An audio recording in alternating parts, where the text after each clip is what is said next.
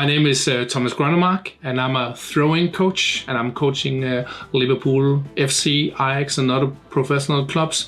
I'm here today to answer questions for Ask Your Coach.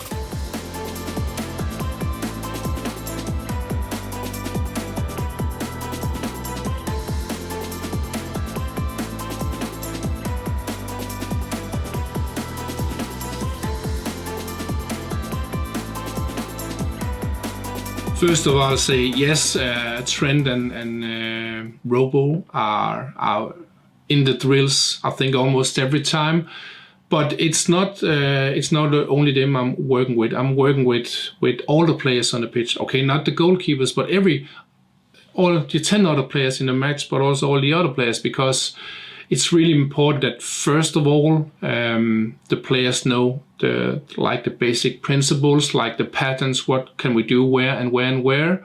But sometimes or often we have in a Liverpool match, it's like 6, 7, 8 players who are taking the throw-ins. So because sometimes it's better that they're taking them. So when I'm coaching not only Liverpool but also Ajax, Atlanta United, Ghent, and all the other clubs, sometimes I'm only coaching the fullback group. That could be like 4, 5, 6 players working with specific fullback things, but most of the time I'm working with it could be 2 times 9 players. It could also be 11 versus 11 specific throw-in drills where we are taking some specific things around the different zones and different patterns. So I'll say yes, I've been working with Trent and Robo in almost all of my drills, but most of the times there are many more players with them. And then again, it's really, I think they're fantastic players to work with. They're really concentrated. They are motivated, and I'm just happy to work with them. It's a fantastic group of players, and they're also buying into the throwing things. Of course, if you ask a football player, would you rather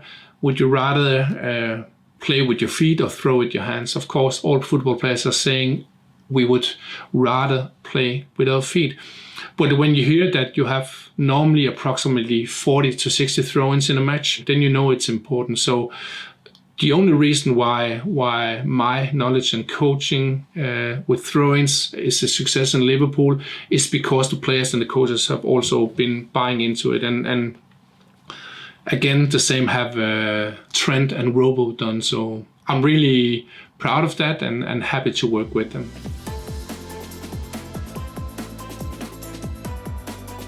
Not so long ago, there was an unattached analysis company. It was not my numbers, it was not Liverpool numbers, but they looked at throw-ins under pressure in the Premier League.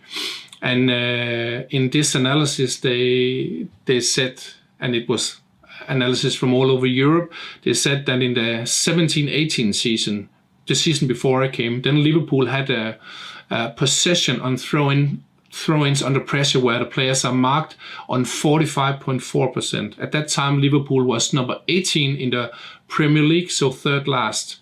But in the next season, my first season in the club, the 18-19 season, we went up to 68.4% possession at throw-ins under pressure and went from number 18 in the Premier League to number 1 in the Premier League. We also went to number 2 in Europe, only beaten by FC Midtjylland, one of my other teams. So the data are there, the statistics are there. So back to Liverpool's improvement. Yeah, I can see the improvement. Not only the data have been showing it, but we're also scoring a lot of goals after throw-in situations. This season we've been scoring 13 goals after throw-in situations. And some people might again think that, long throw-ins, haven't they? No, it's throw-ins from all over the pitch.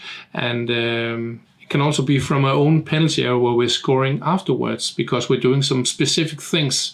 Of course, there are some goals that are really where people really can see it. For example, the winning goals against Tottenham this season, the winning goals against Wolverhampton came after throw-in situation where we did something specific to create space, some specific patterns, and the players were creative themselves also. So Liverpool has really improved, but But it's also important for me to say that it's not only about me, because you can't improve if the players are not buying in. You can't improve if you don't have support from the manager, from the other coaches, assistant coaches, from the analysis team. So even though it's me been bringing the knowledge and the drills into the club and been working here, it's like a team who's doing it. So like everything else. So, and that's the fantastic thing with working in Liverpool, that the people are very open-minded. They really wanted to help each other. They really want to share knowledge. It's not about I have to be good. It's more like we have to be good. So I'm really happy about the improvement been done in Liverpool.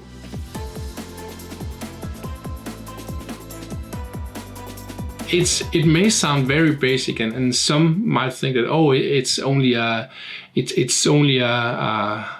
exercise for small kids or so, but just a thing like doing a precise throw into the feet and then make a first touch return pass.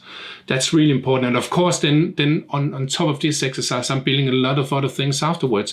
But just a very simple thing like precise throwing to the feet, and then return pass to the thrower. That's really important. And then you also have to change like the distance from the receiver to the thrower, because if you're throwing at 8 meters every time, you're really good at 8 meters, but what happens when he's at 11 or 6?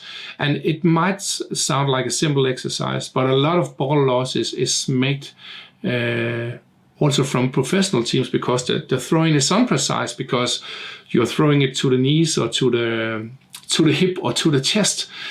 So it's both like precision, but it's also like pace of the throw. If you're throwing it like too high, too slow, it's too easy for an opponent to come in between. If you're throwing it too fast, it's really hard to get a good first touch. And it's not because you have to make a return pass every time. Of course, you can take the ball yourself and dribble or pass into the middle of the pitch or something else. But that's really like a basic things. And then again, some people might say, but it's pro players. They should be able to do that. No, they shouldn't be able to do that, because have they done it when they were like starting as a youth player, as kids? No, they haven't been doing it. Have they done it like when they were elite teenage football players? No, they haven't done it. And then you're going up to be a professional football player, and then suddenly you expect the players to be able to do that. We have to remember that all the players that started with as 3 or 4 or 5 years old with doing these small like 5 to 10 meters passes with the foot along the ground, and they've done like that a million times, and that's the reason why they can do it now. So we just have to you just have to do the same with the throw-in. So that's like the really basic things to start with. But if it's not in place, you'll have really trouble of not only keeping possession, but of course also create chance scoring goals. And you'll probably have a lot of goals against you because your fullbacks or players in general can't throw precise. So that was like the very first basic exercise in my throwing coaching.